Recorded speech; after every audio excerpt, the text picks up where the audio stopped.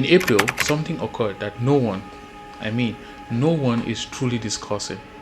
Not a single letter, phone call, or special envoy was sent to Ouagadougou by the African Union, the same organization that banned Burkina Faso, sanctioned its government, and expelled it from continental organization. Assimi, the current leader of the African Union and president of Burundi, is the chair himself. God simply arrived in Burkina Faso and had a face-to-face meeting with Captain Ibrahim Traoré.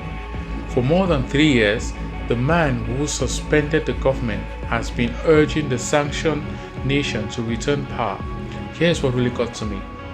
Following the meeting with Ibrahim Traoré, the chair appeared in front of the cameras and stated, I'll quote him directly, that the visit had helped him comprehend the objective realities on the ground in the Sahel. Take a moment to consider that this man has served as both the chair of the AU and its special envoy to the Sahel since 2005. One of two things is true. Either the AU has been making decisions about Burkina Faso, sanctions, isolations, and pressure without truly understanding what is going on the ground, or someone was making sure this visit didn't happen. The Sahel is literally his job title, and it took a personal flight to Ouagadougou to finally understand what's happening there. Who was preventing this, then, and why? After seeing this video, you will understand the solution to that question. Alright, let me take you back to 2022 so you can see why this visit is so significant. That's when the entire narrative began. Traoré's military takeover of Burkina Faso in September 2022 was not just any takeover, it was a nation's second in less than a year. The AU suspended Burkina Faso as it always does. To be honest, between 2019 and 2022, the AU suspended at least 7 nations due to military seizures of power: Mali, Guinea, Burkina Faso, Niger, Sudan, Gabon, and Chad. Each time, the same statement was made: we do not accept unconstitutional changes of government, which is the right principle, full stop. The people in Ouagadougou, Bamako, and Miami were in the streets during those military takeovers, but they weren't demonstrating, rejoicing, flying flags, dancing, or setting off fireworks. This was what the AU wasn't saying out loud. This was not a minor issue. You must ask yourself why people would rejoice over a military takeover, and then answer is straightforward. People had been severely let down by the elected government that the AU was eager to defend. Now consider it from the ground up. You have been elected president for the past 20 to 30 years. Your president is in Paris negotiating new loans. The town still lacks electricity. The parties are burning villages 30 kilometers from your home. Your national army retreats rather than engages in combat. And then someone shows up, looks you in the eye and says, enough. This is why people cheered. Not because they loved the military, but because they were desperate for a change. Because these sanctions were punishing regimes that people never really wanted back. The AU had a very uncomfortable situation on its desk. However, the AU persisted in maintaining the line and applying pressure, believing that they would undoubtedly return, but they did not. The AU chair boarded the plane in April 2026 because of what Burkina Faso, Mali, and Niger did next. This is where the story gets really fascinating. Instead of pleading to fight, the Sahel states created their own table. In 2023, the 3 nations announced the Sahel State of Alliances, the AES, and later expanded that alliance into a full confederation. At this point, a lot of people in Addis Ababa took notice. They announced the creation of a joint military force, which at first had 5,000 soldiers, but by early 2026 had grown to 6,000, designed particularly to combat other factions in the Sahel collectively, without the involvement of France, the UN, or anybody else's consent. Imagine that the AU was now facing 3 nations that it had sanctioned and suspended, were developing their own armies, driving out French troops, and gaining more and more popular support every week throughout the continent. As you can see, the AU's initial tactics was to isolate them onto the crack, which made them stronger. The challenge that the AU was unable to ignore for long is this: what do you do when isolation makes the opposition stronger rather than weaker? I know there is a lot of hyperbole around Traore on both sides, but because the data is more fascinating than the speech, let me just tell you what the data truly shows. You see, Burkina Faso's GDP was $18.8 billion when Traore took office in 2022. By 2025, it was $22 billion, with a growth rate of almost $3.2 in 2023. I get what you're thinking. That isn't explosive growth, and you're correct. But this nation is subject to international sanction. This insurgency recently expelled its foreign military allies in the middle of the year. Look, it's a narrative in and of itself that the economy grew rather than collapsed. Then, in 2025, Traore's administration took an action that caught people on notice. They unveiled a 2026-2030 National Development Plan at $64 billion. Now, for the clever part, $64 billion is sufficient to provide solar power in thousands of communities, create a health center in every region, and connect paved roads to every major metropolis in Burkina Faso. That strategy addresses infrastructure, education, security, and governance, with the remaining funds simultaneously. Regarding security, the US State Department reports that there were 17% fewer terrorist incidents in Burkina Faso in 2023 than the previous years. I want to exercise caution because Burkina Faso's security situation is still dire. Villages continue to be attacked and people continue to be killed. This is not a speech for victory. However, that is hardly a tale of a collapsing government. 17% down. Under sanctions, rebuilding a military from the ground up, and severing ties with international allies. And this is what really got to me about it. When the AU chair visited Ouagadougou in April 2026, he declared that he had now grasped the situation there. However, the GDP figures, the security changes, the development plan, and the data we just discussed were all accessible. This indicates that the AU was choosing not to interact with the material rather than relocating it. Why then did the AU arrive at this time? I want you to view this as a chess match, and I'll explain why.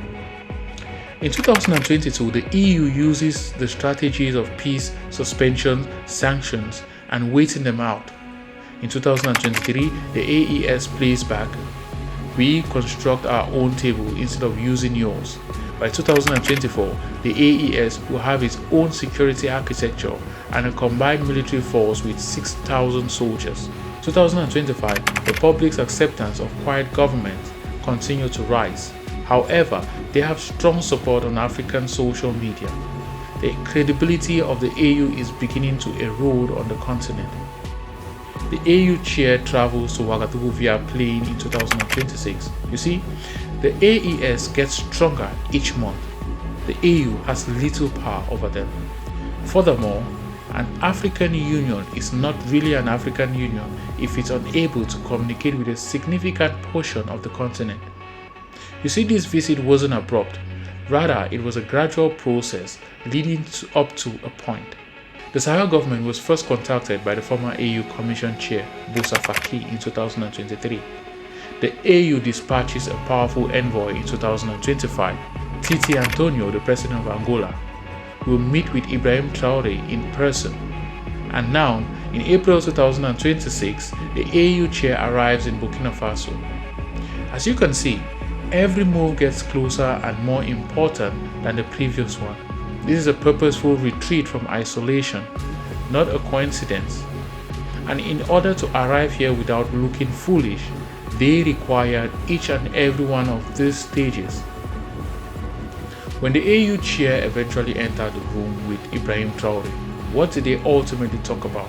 Three things were now on the table, according to Africa 24 and Med-Africa Time: establishing institutional connections between the AES and the AU in the areas of security, collaboration and counter-terrorism, and this is the phrase that I want you to keep in mind. Techniques to get the collaboration back. They didn't mention electoral pathways or transition dates. Ibrahim Traoré was not asked by the AU chairman when he would relinquish power. Rather, he was discussing methods to work together. Observe how the wording changes from punishment to collaboration. In just 4 words, that tells you the entire tale. The chair of the AU then took a position over the microphone and spoke, which is now translated from French. The African Union spirit is starting to grasp the organization's actual purpose. In the same line, he used the term union twice consecutively. You see, that's a signal, not filler. You cannot claim to be a union while 3 major African countries are locked outside, he said. Either unity has a meaning or it has no meaning at all. Now, and I really mean it, I have some important questions to ask before you leave here. Believing that the Sahel will be cleared or that the EU has finally realized its mistake, because I wouldn't be doing my job if I just presented one side of this.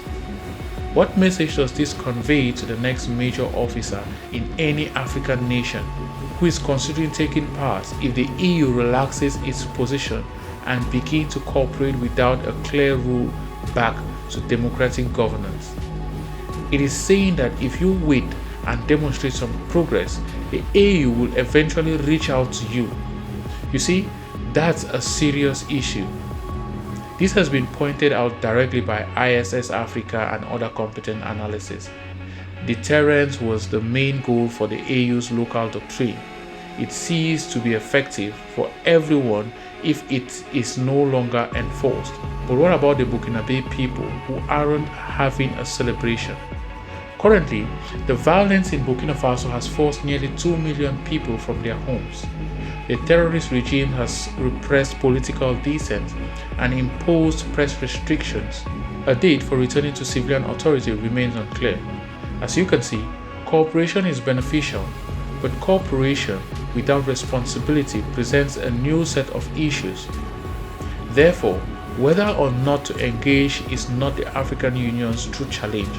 It's how to avoid giving authoritarian behavior a free pass. Anyone who claims that balance isn't difficult hasn't been paying close attention. This is the third question, and it's for everyone who is watching. The narrative is booming on African social media at the moment. The AES only received straw, which is why the AU took action. The puppet of the West is the AU. Traore is a true example of African leadership. To be honest, I understand the story is emotionally fulfilling. It's true in part. However, this is what I would say. What if the African Union is genuinely leaning as it shifts from sanctions to dialogue?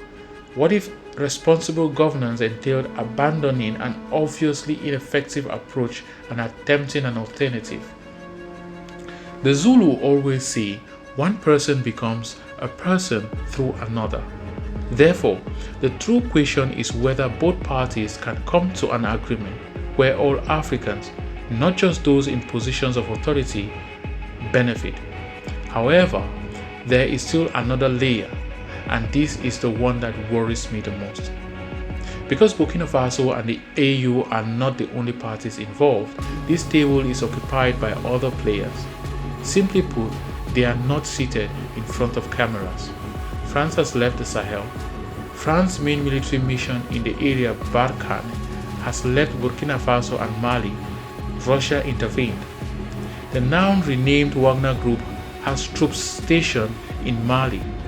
Additionally, they are spreading throughout the Sahel.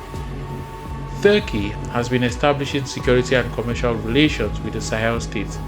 Additionally, the AU, the organization whose sole purpose is to manage the African problem, has been mainly absent from this entire reshuffling.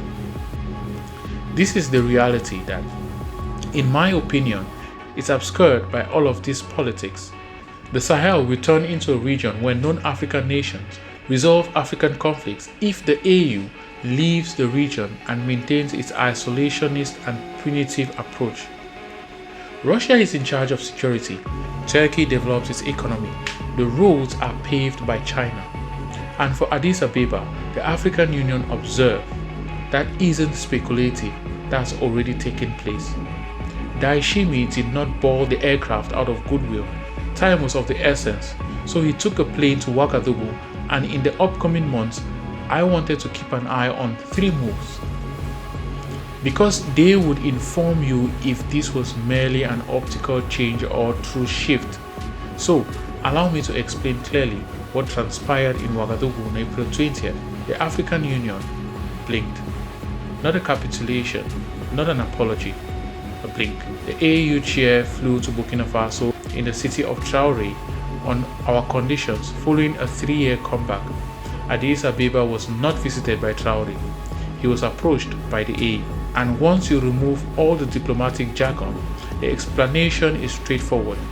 The AU is now powerful enough that it is more expensive to stay away than to turn up. Power operates in this manner. It has always been. And see, this goes beyond a single VC. In real time, we are observing Africa. Determine the true purpose of its own institutions. Are they there to uphold regulations that were drafted under duress from external partners who were motivated by personal grievances? Or are they there to address African issues on African terms for African people? Even if the leaders at the table didn't arrive in the traditional manner, I don't have a clear response, you see. However, it is not hypocritical for the AU to go to Burkina Faso while the sanctions are still in effect. That may be the most sincere thing they have done in a long time.